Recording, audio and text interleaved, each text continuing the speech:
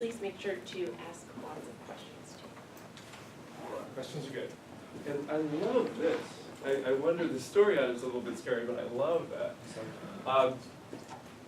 So I want to tell you a little bit about how we started Tesla and kind of who I am. So I'm from Sacramento, which is just down the road here. And I went to a public high school, I think very much like this. How many students are here? Roughly 40? How many students in the whole school? 2,000-ish? Yeah, so it's a little bit bigger than the school I went to, but not by much. I think we were about 1,500 or something like that. And then I went to community college. It's in Sacramento. And who knows about community colleges here? Been to, know people who've gone to community college? Yeah, great. So it was great fun. And then I went to Berkeley. And just curious, how many people are thinking of a 4-year college? Good. College is super fun. Crazy work, but super fun. And I got a degree in computer science from Berkeley. And that turns out to be a really flexible degree. You can do all kinds of crazy stuff with it. So, can someone tell me what a computer science is? Like, if you get a degree in computer science, what do you know about? Yeah. Programming, yeah. A lot of programming and a lot of how to think about problems and deconstruct them in a really logical way, because you need to do that to make the program work. And it turns out that's really a great way of learning a lot of different things. So I got a real job, which was super exciting, and I designed these, the software that went inside of these card readers, the things that let you in. In the 80s, which is impossibly long ago, I know, but this was new stuff. And you had to have computers, you still have to have computers that figure out whether you can get in there or not. So it turned out that required lots of learning. And I got to go to Saudi Arabia, because that was where this project was. And actually, the projects were all over the world. And I traveled a lot. I learned a lot of things. And the things that I learned weren't exactly things that I learned in school. But the idea of how I learned was in school. And it made these things easy. I mean, relatively easy. And then I got to travel a lot, because it turns out these little security cards are everywhere. And if you get a job when you're young that lets you travel a lot, it can be really fun. I visited 27 countries with other people paying.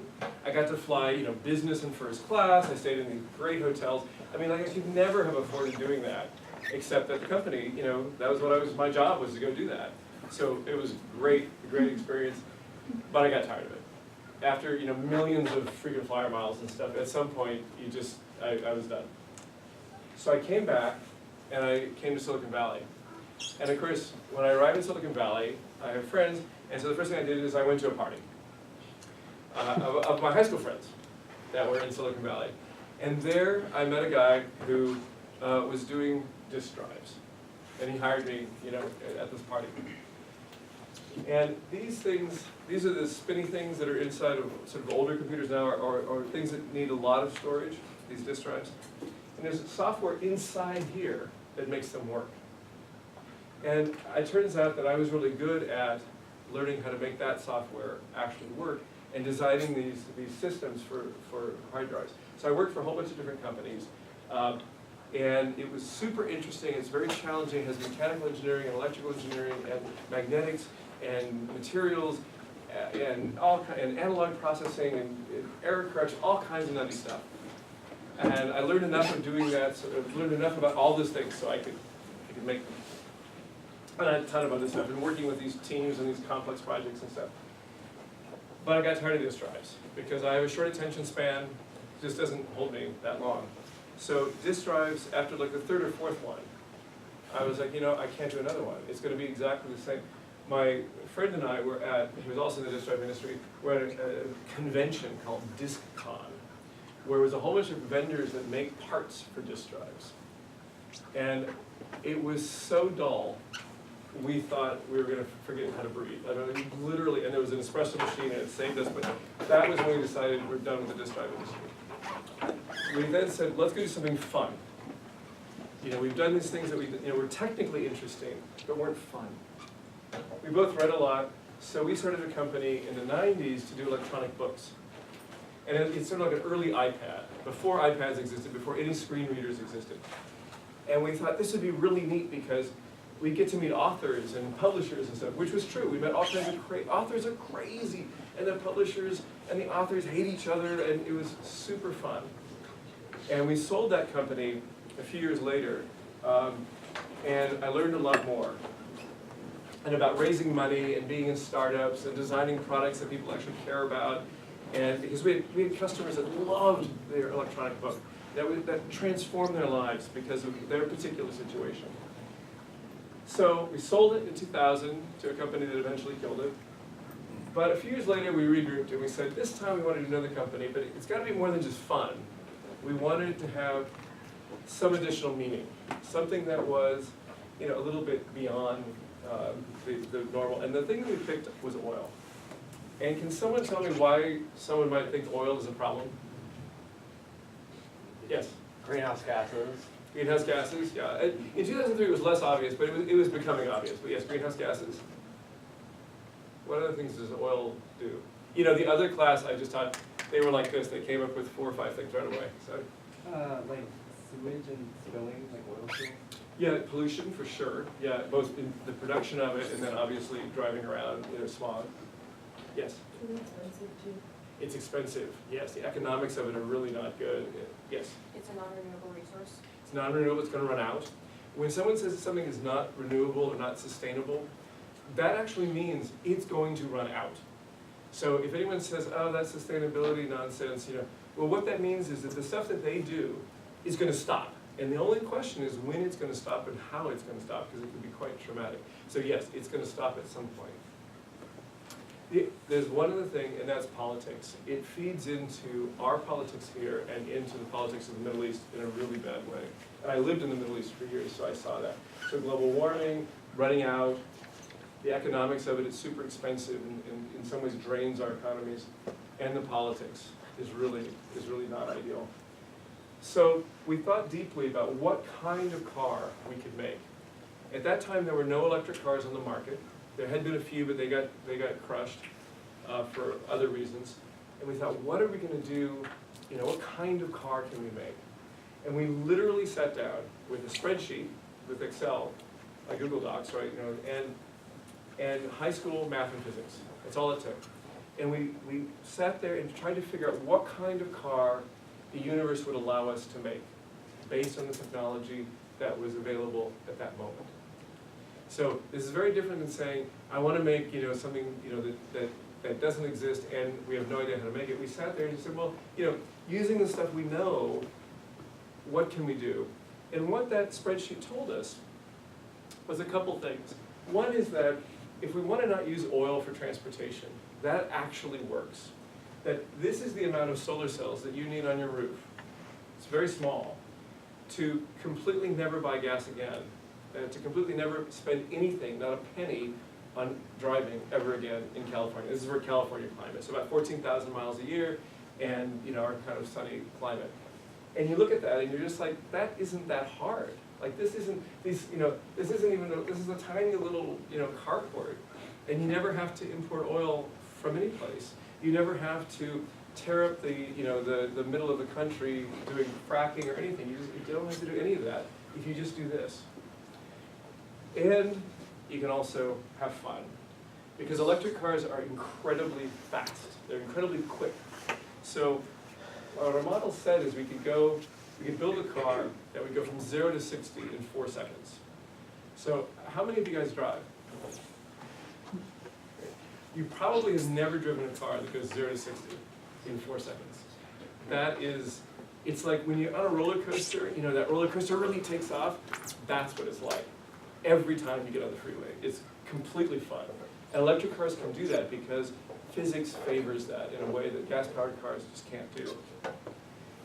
It would also be incredibly fuel-efficient equivalent if you were to think of it in terms of gasoline. And it would have over a 200-mile range. And we needed that range because people drive a lot. So we started Tesla Motors, with Martin and I, in 2003. We wrote a business plan. Does anyone know what a business plan is?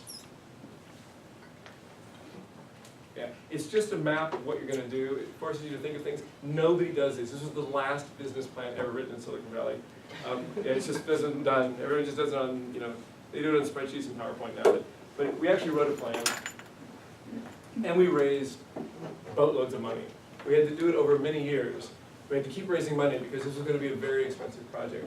So we raised money from all these VCs and Elon Musk. Now, I hope everyone's heard of Elon? Yeah. So he was busy. He had just started SpaceX the year before, and SpaceX is the most remarkable company, I think, in the country right now, because it builds rockets. And there's a saying in Silicon Valley, when something is really hard, you go, well, it's hard, but it's not rocket science. Meaning, like there's something that's so much harder. Well, everything that SpaceX does is rocket science. And it's really, what he's done is astonishing. But at that point, everything he'd done is blown up. Like, he hasn't got anything into orbit, he can't even get his motor to work. And we go down and we pitch him, and we say, it's a crazy idea, but we're gonna do these electric cars. And we're at SpaceX's headquarters, which at the time was not much bigger than this room. Well, that's not true, but it was not very big. And the great thing about trying to get money from somebody like Elon, he's building rocket ships, right? So when you say this is a crazy idea, he's like, oh, no brainer, right? It's electric cars, great, I love it. I do wonder what things he might have seen at that time when he was investing in other companies, where he'd go, no, whoa, that's too crazy, because he's building rocket ships, totally insane, and with incredible success. So we began hiring people. That's JB, he's the CTO currently of Tesla, and designing our stuff. And this is a mule, this is a test car that we built to test out some of the stuff. We had stylists working on trying to figure out how to make the car, what it was going to look like. This is a clay artist. Incredibly, cars are still, in this digital time, they start in clay. And the artist sits there and forms it in clay. It's like tons and tons of clay. And that's clay as well. You've got a shrink wrap of this aluminum cover, so you can see the contours. And the different sides are different, actually. This was the side we chose, because they did all kinds of different things on that one. In fact, they put a dragon in the headlight of that one in the end. But, and then they digitized one half, and they just mirror it. And then it's in the digital domain from that point on. Once we had the design, the exterior design, we did testing on it in the aerotunnel, we built motors, and then after years, we're 2 years in now, pencils down, and we built 10 cars that were like what we thought we were going to build. And we only built 10 though. So why do you think that might be? Yes? If they fail, you won't be that much in the hole money-wise. Exactly. So we built 10 what are called engineering prototypes. And we tested them like crazy. And those tests were, that's one of the engineering prototypes, so it's beautiful. Oh, we also, I forgot this, we also at this point came out of stealth mode. So no one knew what Tesla Motors was doing yet, except the investors. So we came out, and we had this big coming out party. And we had the governor, who was Arnold Schwarzenegger at the time, show up. And everyone knows who Arnold is? Yeah. So our cars are kind of small, and he's like really big. And I was kind of worried he wouldn't fit.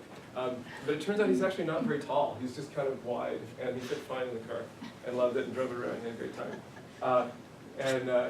Although he came in with his entourage, he goes, well, other cars, it was great. And we tested them like crazy, in all kinds of crazy ways. These are test tracks where they drive on these terrible things. They do so much. If you go, oh, I want to be one of those test track drivers that drives all these new cars that you've never seen before on these kind of durability tracks, and they're all over the world. The car industry has a whole array of them in every locale. It sounds really fun. It's so brutal on the car because they're trying to do 100,000 miles in 10 years worth of wear and tear in as short a period as possible, like 3 months, that the drivers have to swap out every hour or two, or they'll have kidney damage from and they have special seats they sit on. It's really, really brutal. And parts are flying off the car, and the car is failing in all kinds of strange ways.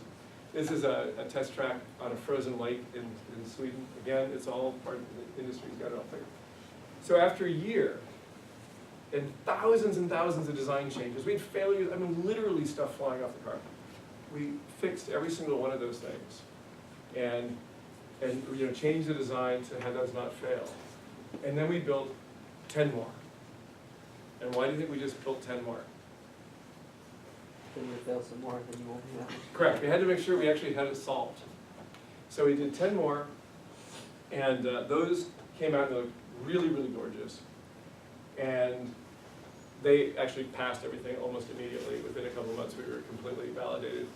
Because we had done so much work fixing all of those problems that we'd had. And here we are in September, so 4 years, more than 4 years after we started with our spreadsheet, that we said we could make a car that would go 0 to 60 in just a little under 4 seconds.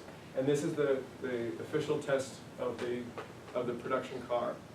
And it comes in at 3.86 seconds. And I want to just say that this is the most insane power of math.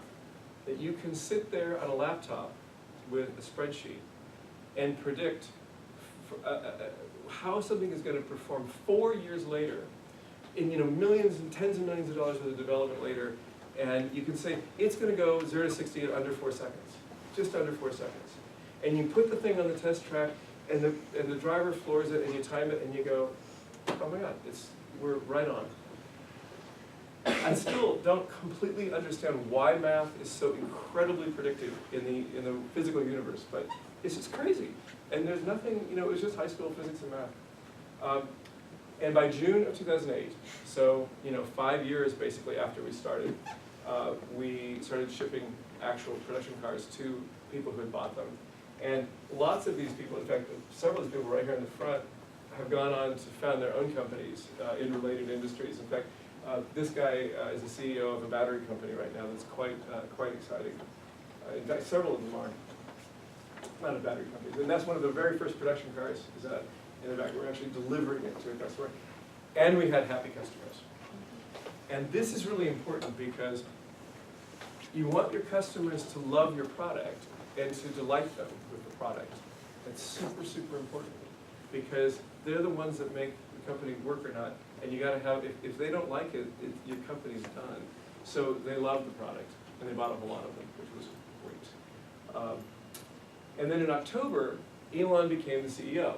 So we'd had, Martin had been the CEO for a while, we had a couple other CEOs along the way, and then in October, Elon became the CEO, which was a great thing. He'd been on the board, he'd been an incredibly supportive board member, he was our single largest investor, and he became the CEO. And in that 10 years since he's been CEO, the next car we were making was the sedan. The sedan has come out, and Tesla has had a tremendous success. So today, there's about 33,000 employees, many of them right here in the Bay Area, and over 100,000 Model S's per year, and X's, which are the SUV style ones. And the Model 3s, which are the less expensive ones that are just coming out, they're shipping about 100,000 of those have already been delivered. So, it's working, which is kind of cool. And to my delight, they announced a new Roadster. So the old Roadster was in production until the Model S came out. And the new Roadster is everything that they've learned, making the S's and the X's and the 3s, wrapped up into, and from the Roadster into the new Roadster. And this time, his spreadsheet told him he could do better. So 0 to 60 in under 2 seconds, which will be the fastest, will be the quickest car ever made, production car ever made. In fact, it's as fast as most drag racers. And it'll be, on the roads around here in a year or so, or maybe 2 years. But it's going to be an amazing, amazing car. And it's simply, and I'm pretty sure it's going to actually work because the spreadsheet said it could. The math says you can do this. How is it going to get enough friction on the tires? I don't know, and it's going to have like a 600-mile range. So I want to end with just saying that you can reinvent yourself all kinds of times. I was in disk drives and ebook readers and security stuff, and I did a stint in networking and sort of deep understanding of how the internet worked, and electric cars. And but the key is knowing how to learn, right? You're always finding out, wow, what I don't know, and I'd better go find out about that. Or, I don't know that, and I can get somebody else to do that for me. That also works. But most of the time, you want to learn what you need, and you want to learn it as quickly and as good as you can. And I just want to end, especially that the future is going to surprise you, because if you had told me when I was in college, or even 10 years ago, that a car, that I was going to be working on cars, that I was going to design electric cars, and that a car that I had worked on perhaps, or but certainly knew everything about it, that car was going to get loaded into the nose cone of a rocket and blasted into space by somebody that I know who built, that's his thing, this is my thing and that's his thing. Like his is like huge, it's really impressive. And he's going to blast it into space and put it in orbit around the planet and then blast it off to Mars.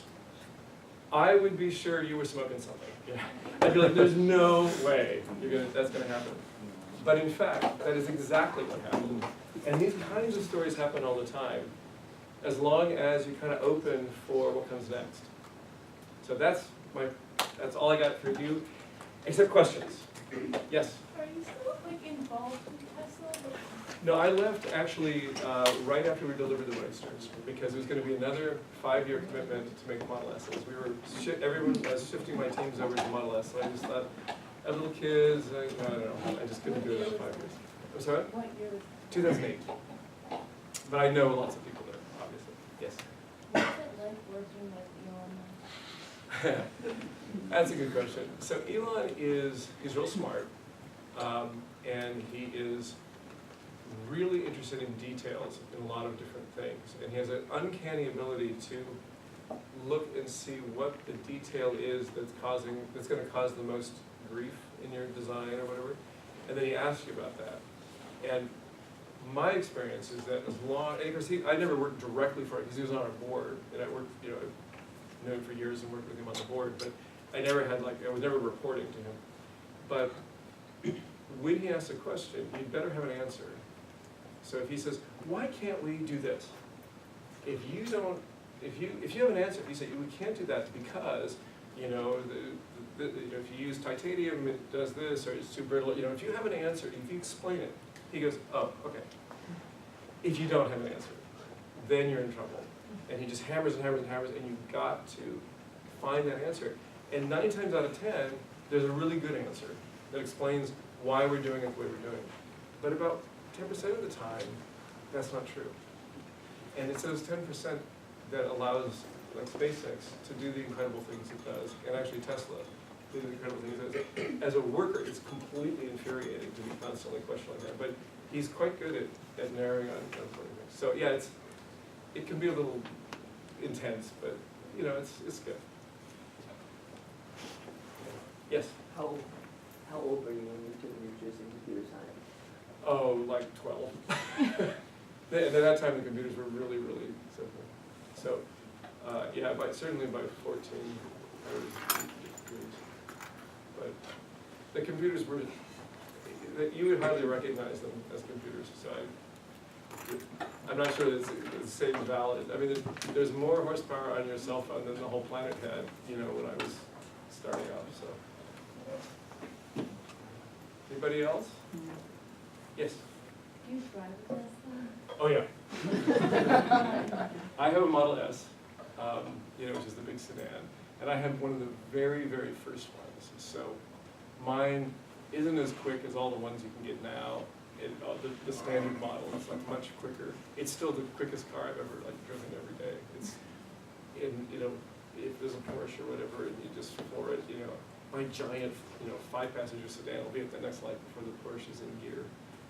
They're just remarkably fast. Is it cool that you're driving a car that you're... It's kind of cool. when you're a product designer and you do something, when you see your product is called in the wild, it's not one of your friends. All the ones you see originally are the ones that you personally know, the buyers, because they're like your friends who feel compelled to have to buy the little trinket or whatever you design. But when you see one actually in someone's hands that nobody knows, it's a thrill. And with the cars, you can see them all the time. It's great. Yes? So when you were designing Tesla and you were starting the company and you were pitching to investors, how many investors or potential investors said that you were crazy before you actually were able to raise money? Well, raising money is really hard. And Martin and I have determined that we're not very good at it. We have always succeeded, but it's always difficult. We've met people that seem to just spin a totally random story and get lots of money without any trouble. And we don't understand that. We're not good enough for that. So what, I don't know, 100 investors, I don't know. We pick up, what you end up doing is you get one investor that says, okay, I'm in if somebody else is in. And, we're in for $1 million, but, the rest of the round, other people have to be in too. So we had collected several of those by the time we ran into Elon, who finished off the first round. The first round is in many ways the hardest because you have nothing to show except an idea. So once we had that, then it got a lot easier. But there was a time when, I don't know if you're aware, but there's lots and lots and lots of venture capitalists around. If you named any venture firm, like if it was a venture capitalist we hadn't seen and been turned down by, we'd go, gee, where does that person work? Because I'm sure, we were turned down by somebody else at that firm, so you can't, because we just knew everybody because we had been turned down by so many people. Yeah? What did you start doing when you left Tesla, and is that what you're still doing now? That's good. For another week, yes. So I left Tesla and spent a year kind of recovering, and I got involved in local politics and schools and stuff. And so I'm actually on the Woodside Elementary School Board for another week after 9 years of doing that. And then I also am on the Science Learning Advisory Board at Foothill College, and I do stuff at Skydeck, which is the startup accelerator at Berkeley. And I was guest lecturing last night at Stanford, so I do that a bunch. And I'm on the board of a private high school, and I'm on the board of Innovate Public Schools, which is a sort of, it does a bunch of different things organizing around making better public schools. So I got sort of involved in the education thing. Anything else? I guess not. Nothing else? Thank you so much.